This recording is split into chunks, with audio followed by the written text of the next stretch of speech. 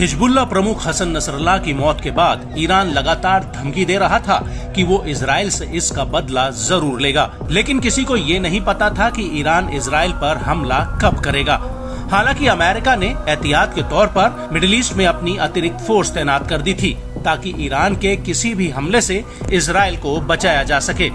लेकिन इस हमले से पहले एक घटना ऐसी घटी जिसने पूरी दुनिया का ध्यान अपनी ओर खींचा। ईरान में अचानक से रूस के प्रधानमंत्री मिखाइल मिशुस्तिन राजधानी तेहरान आते हैं और यहाँ पर उनकी मुलाकात ईरान के राष्ट्रपति मसूद पेजेश्कियन से होती है।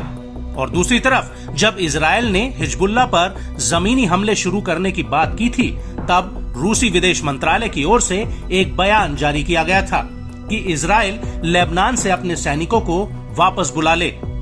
रूसी विदेश मंत्रालय ने कहा था कि हम लेबनान पर हमले की निंदा करते हैं और इजरायली अधिकारियों से तुरंत शत्रुता बंद करने, लेबनानी क्षेत्र से अपने सैनिकों को वापस लेने और मध्य पूर्व संघर्ष को हल करने के लिए शांतिपूर्ण तरीकों की वास्तविक खोज में संलग्न रहने का आह्वान करते हैं।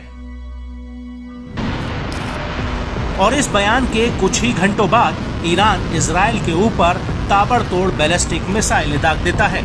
और हैरान करने वाली बात यह है कि पहली बार ईरानी सेना इजराइल के ऊपर हाइपरसोनिक फतेह मिसाइल से हमला करती है। इस हमले को लेकर ईरान ये भी दावा करता है कि उसके 90% हमले अपने टारगेट पर जाकर लगे हैं। दरअसल हम रूस का जिक्र यहाँ इसलिए कर रहे हैं क्योंकि पिछले एक साल में रूस और ईरान के बीच की नजदीकियां काफी बढ़ी हैं और दोनों ही ओर से एक दूसरे को हथियारों की सप्लाई बदस्तूर जारी है, जिस बात पर कई बार पश्चिमी देश चिंता जता चुके हैं और इसी कारण ईरान और रूस पर कई तरह के आर्थिक प्रतिबंध लगाए हैं। जहां एक तरफ ईरान रूस को सस्ते ड्रोन्स और बैलिस्टिक मिसाइलें दे रहा है, वहीं दूसरी तरफ खबरें हैं कि पुतिन ने ईरान को एयर डिफेंस सिस्टम मुहैया कराए हैं जिनसे ईरान इजरायली हमलों से अपना बचाव कर सके। और इस ईरानी हमले की बात करें तो रिपोर्ट्स के मुताबिक ईरान ने इजराइल के ऊपर 180 से ज्यादा मिसाइलें दागी जो जॉर्डन होते हुए इजरायली एयर स्पेस में जा घुसी।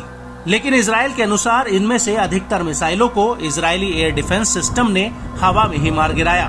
वहीं अमेरिकी रक्षा मंत्रालय पेंटागन ने भी कहा कि अमेरिकी युद्धपोत ने दर्जनों मिसाइलों को गिरा दिया जो इजराइल की तरफ बढ़ रही थी। वहीं इन हमलों को लेकर ईरान के राष्ट्रपति पेजेश्कियन ने एक सोशल मीडिया पोस्ट में कहा कि ये हमारी क्षमता का एक हिस्सा है, ईरान के साथ टक्कर न ले। वहीं एक ईरानी अधिकारी ने न्यूज एजेंसी रॉयटर्स को बताया कि इजराइल पर हमले का आदेश supreme leader Ayatollah Ali Khamenei ने जारी किया था, जो अभी किसी सीक्रेट जगह पर हैं। आपको बता दें कि ईरान ने इजराइल से दो टूक कहा है कि अगर उसने ईरानी हमले का जवाब देने की जरूरत की तो और ज्यादा कुचलने वाला जवाब दिया जाएगा।